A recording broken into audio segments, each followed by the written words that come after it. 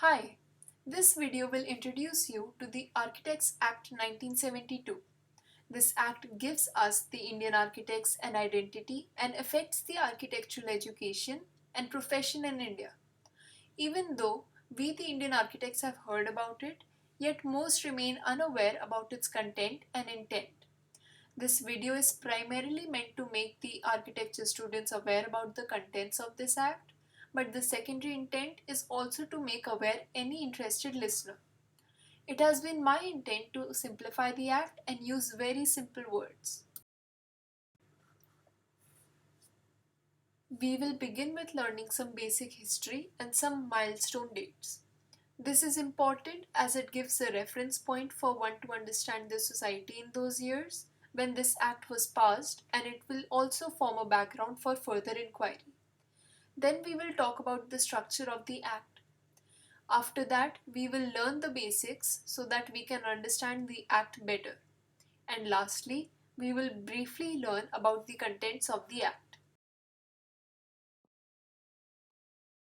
Lack of domestic expertise in consultancy services for engineering and architecture was a serious handicap during the early stages of our development after independence. So the Government of India constituted a committee named Barve Committee in 1966 to study the problems relating to technical consultancy services. Unfortunately, the architect services was incorrectly considered as technical services and were clubbed with the technical services. The objective of these was to provide the necessary guidelines for increasing the reliance on such domestic talent. Even though our country had people who had been formally educated in architectural studies, yet many who had no such education yet claimed the title of architect. This became a problem, and so need for an act was recognized. So, as part of the history, let's look at salient facts. In 1966, the discussion started in Parliament on the issue of regulation of the profession, education, and training of architects by Sri I. K. Gujral. And on December 10, 1968, a bill for the registration of architects was introduced by Dr. Trigona Sen. In May of 1969, this bill for the registration of architects was referred to a joint parliamentary committee. The chairman instructed the JPC to report to the House on August 29, 1969. But since the topic was complex, so the JPC submitted its report on November 28, 1969. The debate continued till 1970, and the parliament was dissolved and the bill lapsed. In the May of 1970, the damage to the bill was already done in the parliamentary debates. So let's continue our journey after the December 1970. In 1970, after the dissolution of the House, fresh general elections were held in our country in March of 1971. A new Lok Sabha was then constituted. In April of 1972, the bill was again introduced by Professor Narul Hasan. And since the Rajya Sabha had already debated it earlier, the bill was passed on the same day, that is on April 10, 1972. The Lok Sabha passed the bill in May of 1972, and the bill got the President's assent in the same month. So finally, on May 31st, 1972, the bill was notified and we got a new identity of an architect. Although we did not get what we had desired, yet it was the beginning of a new era in the profession of Indian architecture. Uh, we, the Indian architects, are grateful to Shri Pilu Modi. He was an architect by education, and he, being a member of parliament, played a pivotal role in getting the act pushed through.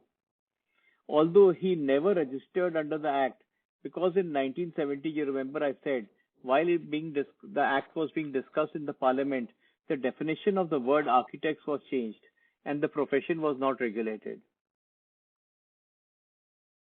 Now, let's look at the structure of the Architects Act of 1972. The Architects Act has three different sections. The first one is the objective to the act, then there are the provisions needed to implement the Act, and they are placed in 4 chapters. Now, when I use the word provision, I mean the numbered clauses contained in these 4 chapters. They are numbered from 1 to 45, and some of these also have subclauses. The numbering system allows one to make a direct reference to a particular clause in the Act. After the chapters, there is a section that is called the schedule to the Act. But that's not all. To understand the Act, there are rules that are made under the Act, and sometimes there are regulations too. Our Act also follows a similar concept. So, along with the Act, the Architects Act also has rules and regulations. All of these 5 form the structure of the Act. In my previous slide, I had used 3 words: an act, rules, and regulations. These 3 words, act, rules, and regulations, are not synonyms. Each of it has its own importance and intention. Before we learn the contents of the Act, I must familiarize you with these 3 terms. They will be useful later. Look at the table. In a typical scenario, 3 different sets of people make these documents. An act is made by the parliament or the legislature. The rules are made by the ministry of either the central government or the state government. And the regulations are made by the body that's made by some provisions in the act. You must know that whenever an act is made, the lawmakers do not always address all the issues by including them in the act. The act is just a framework for the law that is made, and it defines the boundaries. This means that not everything about the law gets written in the act. While certain things are written in the act, the finer points and details are written in a document called the rules. And then, still further, other things get written in a separate document called the regulations. The permission and authority to make the rules is always given by the Act. The rules are always subordinate to the Act, and they will never contradict the Act. After the rules are made, they have to be notified to make them applicable. Here, there is a new term I have used, and it is called notification. Notification means that the rules that are written have to be published in some document that is considered as if the government has informed all the citizens of the country.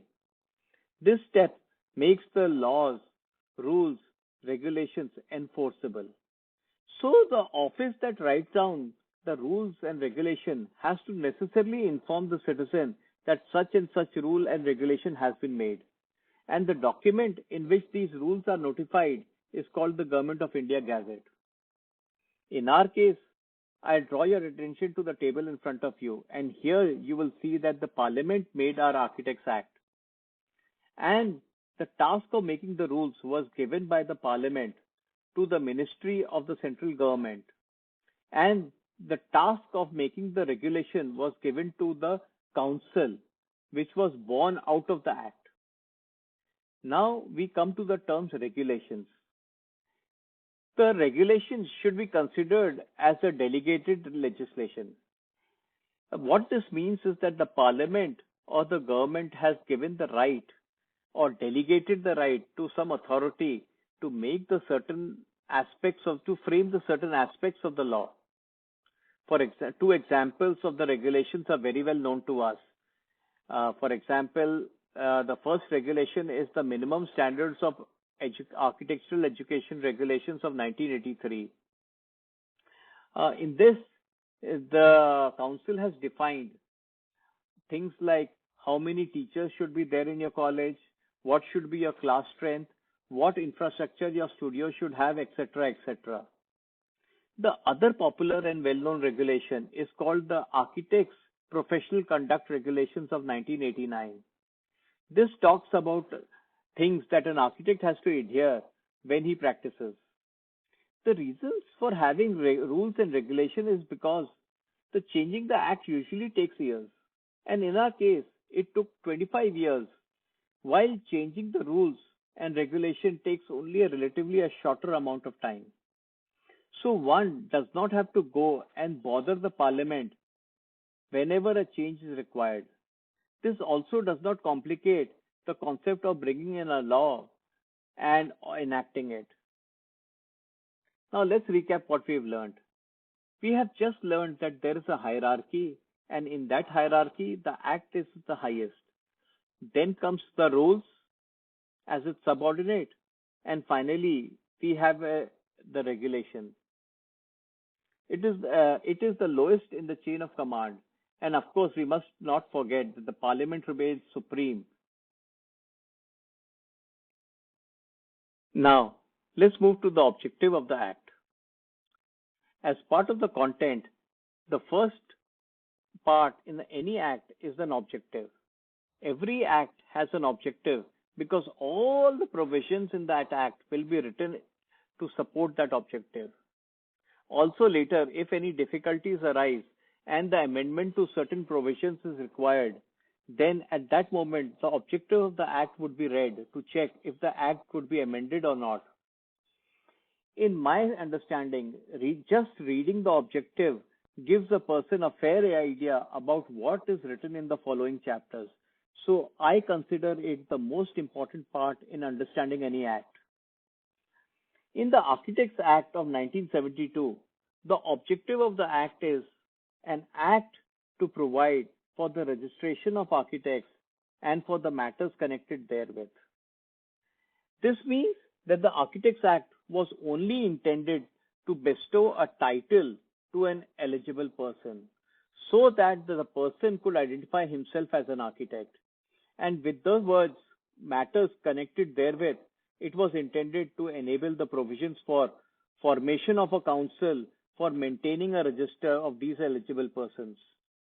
Composition of this council and establishing its offices also form a part of the matters connected therewith. So this one sentence of the objective is the sole reason why many in this profession call this act as an unfinished agenda. As a part of the first chapter after the objective, it is called the preliminary. Again, I would say that after the objective, this is the second most important part of the text contained in our act. This chapter gives our act a name, and that name we must always remember is the Architects Act 1972. And it also describes the extent to which the act applies and the date from which it will apply. Then this chapter also gives us definition. The most contentious definition in this act is the definition of an architect. So currently the definition says architect is a person whose name is for the time being entered in the register. This means that after a student has completed his architectural education, he becomes eligible to have his name entered in the register of architects.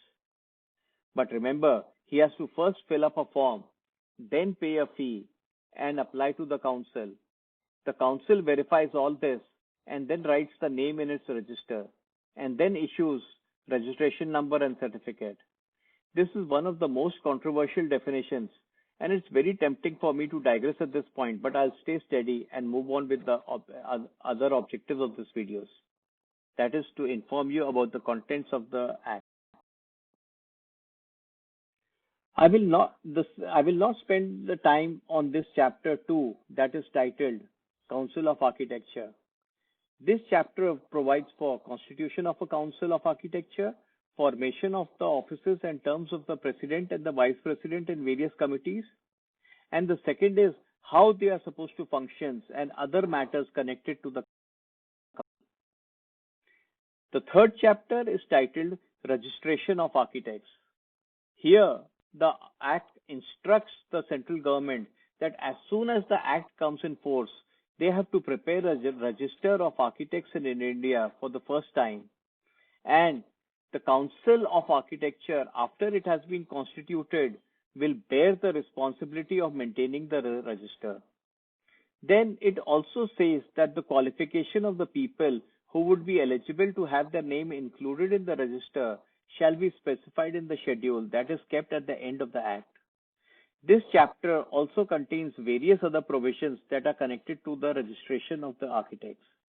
All these are covered in 13 clauses that are numbered from 23 to 35. The fourth chapter is titled Miscellaneous. This chapter contains clauses numbered 36 to 45. That is a total of 10 clauses. The most debatable clause in this chapter is the clause number 37. Most of the court cases that have happened till now are due to the interpretation of this clause. We will cover this in subsequent video.